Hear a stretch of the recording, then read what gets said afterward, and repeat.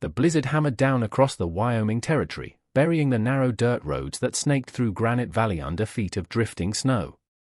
The wind howled through the pines, snapping branches like dry twigs, and the few scattered homesteads that dotted the valley sat dark and silent against the white onslaught. Their inhabitants huddled inside, feeding wood stoves and praying the roof beams would hold under the weight of the snow. Most folks had bolted their doors hours ago. The saloon in the nearby town of Silver Creek had emptied before sundown. It was the kind of winter night where survival meant staying put, keeping warm, and conserving heat. Out here, that was the only law that mattered. But Henry Cole had never been good at ignoring a feeling in his gut. He stood at the frosted window of his small, weathered cabin, a mug of black coffee cooling in his calloused hands, watching the white oak consume the land he had fought so hard to tame. The cabin wasn't much, rough-hewn logs, a stone fireplace that drafted when the wind came from the north, and memories of a wife who had passed 2 winters ago. Now, it was just Henry and the silence. He was 40, though the harsh frontier life had etched deep lines into his face, making him look older. He wore a heavy wool shirt and trousers tucked into boots that had seen better days. He should have been in bed, burying himself under quilts to sleep through the freeze. But his gaze was fixed on the tree line. That was when he saw it. A flash of red, stark and impossible against the endless white. At first, he thought it was a trick of the lantern light reflecting on the glass, or perhaps a dying fox. But the spot of red moved, stumbled, and fell. Henry didn't think. He set down his coffee, threw his heavy sheepskin coat over his shoulders, and grabbed the storm lantern from the hook by the door. The cold hit him like a physical blow the moment he stepped outside, the wind stealing the breath from his lungs. The snow was knee-deep and climbing, sucking at his boots as he trudged toward the tree line, shielding the lantern's flame with his body. "Hello," he shouted, his voice swallowed instantly by the roaring wind. He reached the spot where he'd seen the color. There, half buried in a drift, was a small figure curled into a tight ball. It was a child, no older than 6. She was wearing a red silk coat, padded and embroidered with gold thread, now stained with ice and mud. It was fine clothing, entirely unsuited for a Wyoming blizzard. Henry dropped to his knees, scooping the child up. She was dangerously light, her skin pale as the snow, her lips a terrifying shade of blue. She didn't move. "I've got you," Henry grunted, fighting the wind to stand. "I've got you." He carried her back to the cabin, kicking the door shut behind him and latching it against the storm. He laid her on the rug before the hearth, stripping off his wet coat and immediately building the fire up until it roared. The girl was unconscious. Henry worked with gentle, frantic efficiency. He removed her frozen boots and the sodden silk coat, wrapping her in his thickest wool blankets. He rubbed her small hands and feet, trying to coax warmth back into her veins. She was Chinese, her dark hair cut in a straight fringe across her forehead. Henry knew there were railroad camps to the south, but that was miles away, and no laborious child wore silk like this. "Come on," he whispered, chafing her arms. "Wake up, little one." It took an hour before her eyelids fluttered. When she opened them, her dark eyes were wide with terror. She scrambled backward, pressing herself against the rough logs of the wall, pulling the blanket tight like a shield. "Easy," Henry said softly, raising his hands. "You're safe. No hurt. You understand." She stared at him, trembling violently. He didn't know if she spoke English, so he moved slowly, ladling out a bowl of broth from the pot that always hung over the fire. He placed it on the floor and slid it toward her, then retreated to his rocking chair to give her space. The girl looked at the bowl, then at Henry. Hunger won out over fear. She crawled forward and drank the broth with desperate gulps. When she finished, she didn't retreat quite as far. "Name?" Henry asked gently, tapping his own chest. "Henry." The girl watched him. She reached into the pocket of her inner tunic and pulled out a small object, clutching it tight. It was a pendant of green jade, carved into the shape of a dragon. She held it out, not to give it to him, but as if it explained everything. "Barber," she whispered, her voice raspy. "Find Barber." "Barber," Henry repeated.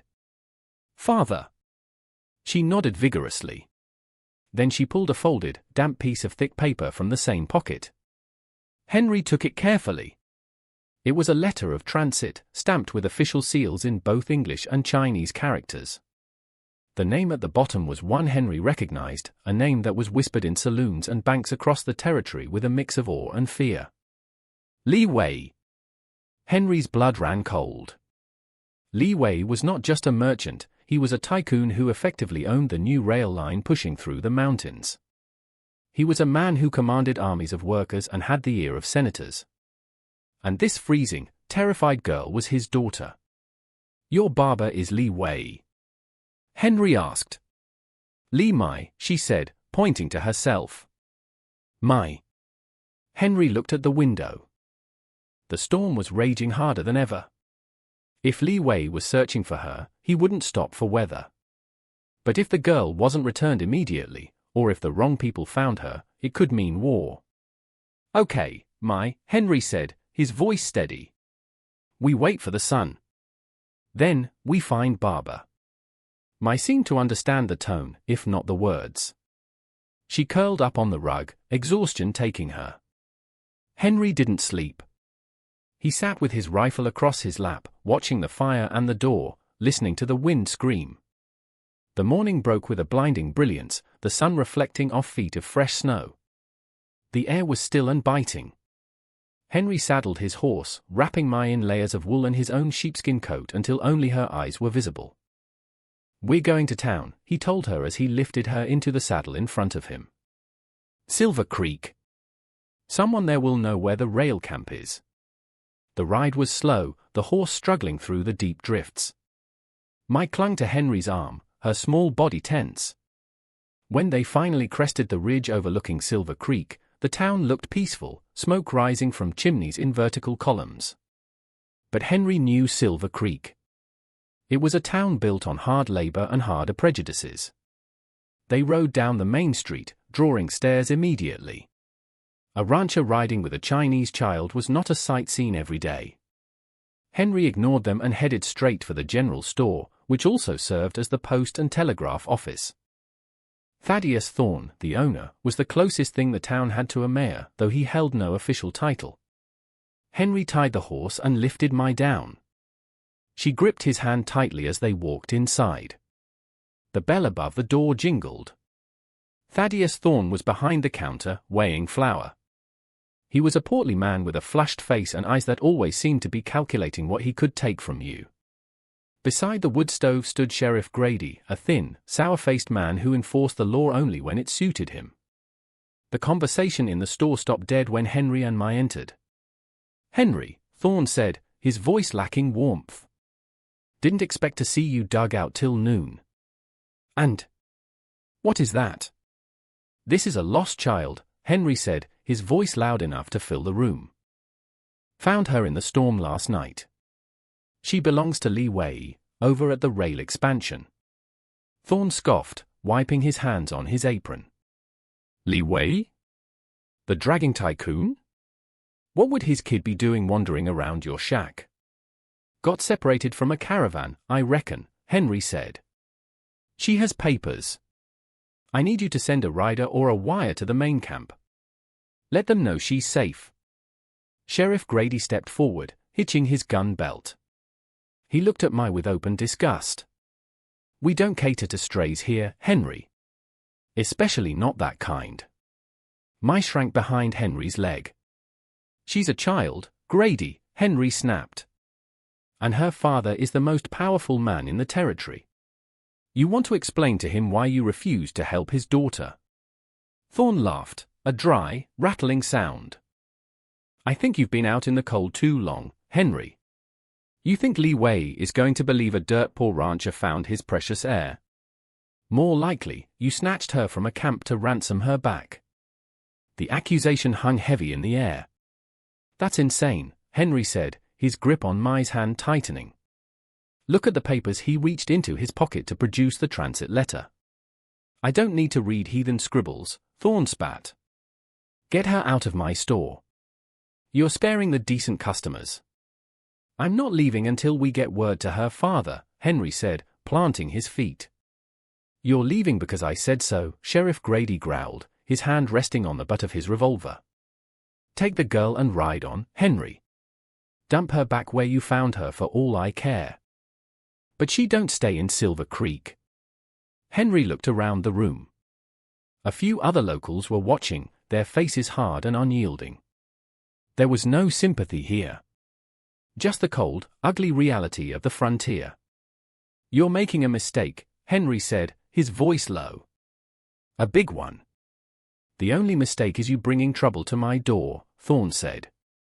Now get out, or Grady locks you up for disturbing the peace. Henry looked down at Mai.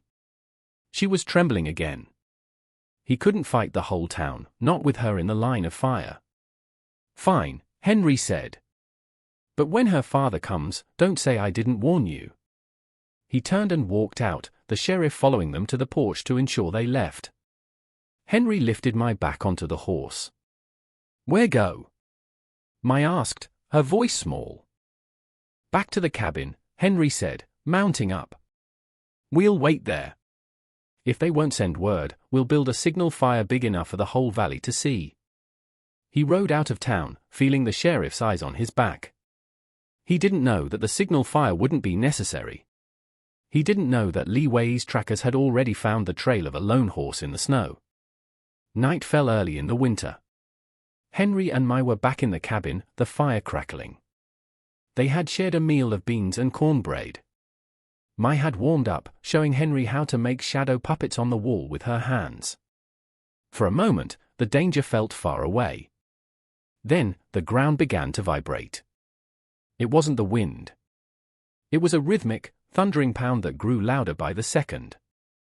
Henry stood up, reaching for his rifle. Stay here, he ordered Mai. He walked to the window. What he saw made his breath catch. Dozens of torches burned in the darkness, surrounding his cabin in a wide semicircle. The light glinted off the metal of rifles and the polished buckles of saddles. There were at least 30 men out there.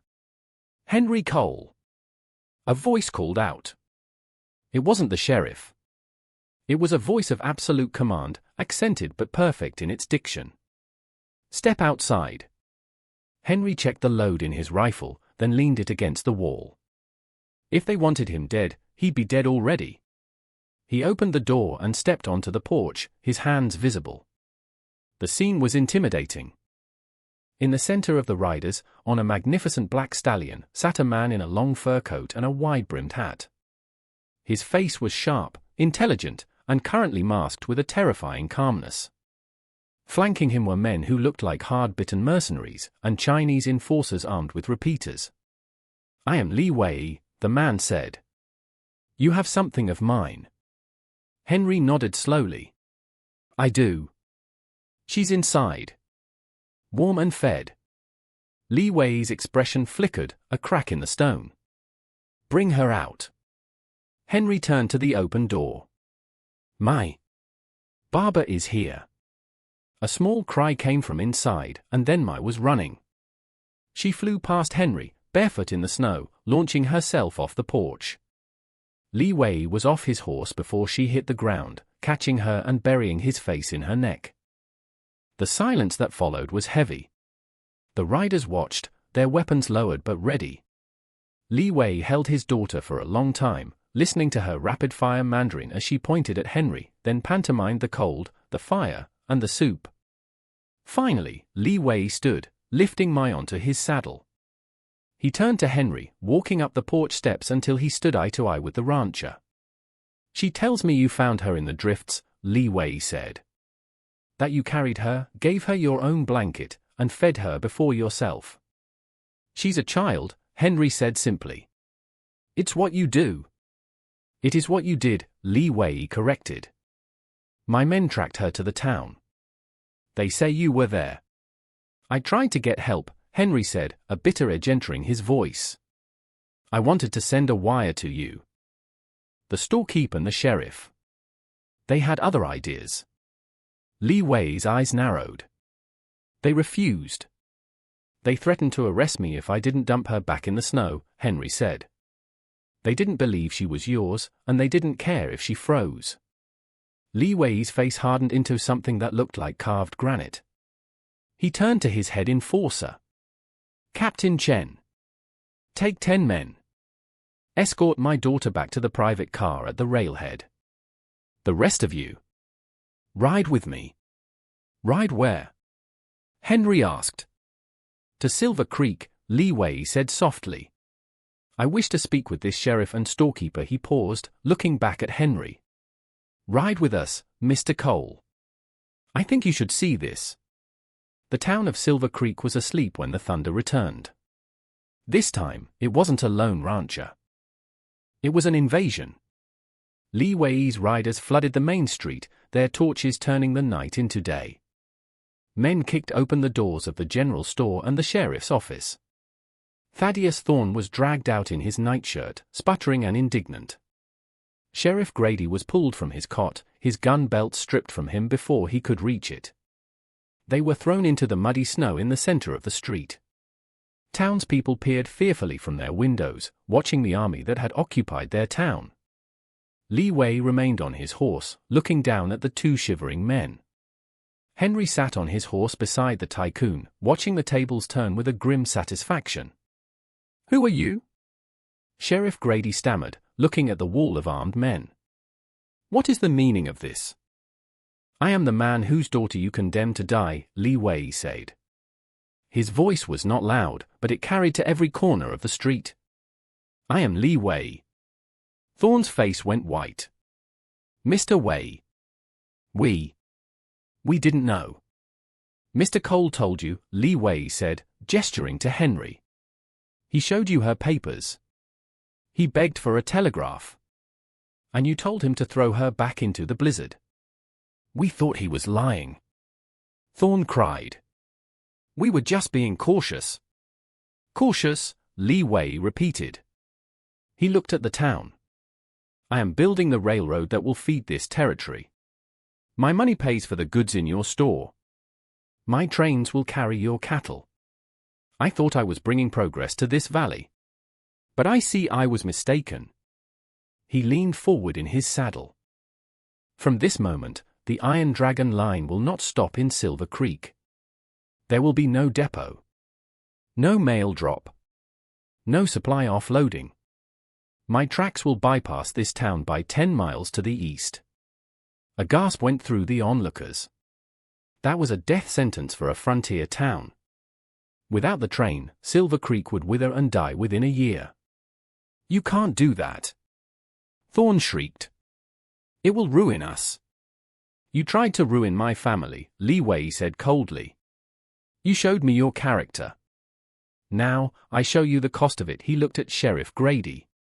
And as for you, I will be speaking to the governor about who wears a badge in this county. I suspect your tenure is over. Li Wei turned his horse, dismissing them as if they were nothing more than slush underfoot. He looked at Henry. Mr. Cole. A word. He led Henry slightly away from the groveling men. I cannot thank you enough for the life of my daughter, Li Wei said, his voice regaining its warmth. Money seems insufficient, though you will be compensated. I don't need money, Henry said. I just wanted her safe. I know, Li Wei said. That is why you are a good man in a bad place. But I will not leave a debt unpaid. He pulled a heavy leather pouch from his saddle bag and pressed it into Henry's hand. Use this. Not for yourself, if you are too proud, but for this valley. Build something better than this. He gestured contemptuously at the town. 6 months later, the snow had melted, and the wildflowers were blooming in the Granite Valley. Henry Cole stood on the porch of his cabin, but it wasn't just a cabin anymore. The logs had been resealed, a new barn raised, and the herd in the pasture had tripled, all high-quality stock. But the real change was down the road, halfway between Henry's ranch and the dying town of Silver Creek. Using the gold Li Wei had given him, Henry had built a large, sturdy timber structure. It wasn't a saloon or a store. The sign above the door read the Valley Community Hall and Clinic. He had hired a doctor from the East who didn't care where his patients came from, and a schoolteacher who believed every child deserved to read. It was a place where no one was turned away, not the ranchers, not the rail workers, not the drifters. A buggy pulled up the drive. Henry smiled as he saw Mai, now wearing a bright blue dress, sitting next to her father. They visited once a month when Li Wei inspected the line. Mai jumped down and ran to Henry, hugging him around the waist. "Mr. Henry," she beamed. "Look! I learned English words." "I hear you, Mai," Henry laughed, patting her head. "You sound wonderful." Li Wei stepped down, shaking Henry's hand. He looked toward the community hall in the distance, bustling with activity. "You built a good thing, Henry," Li Wei said.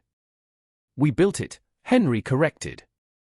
"Sometimes, you just have to remind people that we're all just trying to survive the storm." Li Wei nodded, looking at the peace that had finally come to the valley. The town of Silver Creek was fading, but the community around Henry Cole was thriving, built not on fear, but on the simple memory of a lantern in the dark and a door that opened when it mattered most.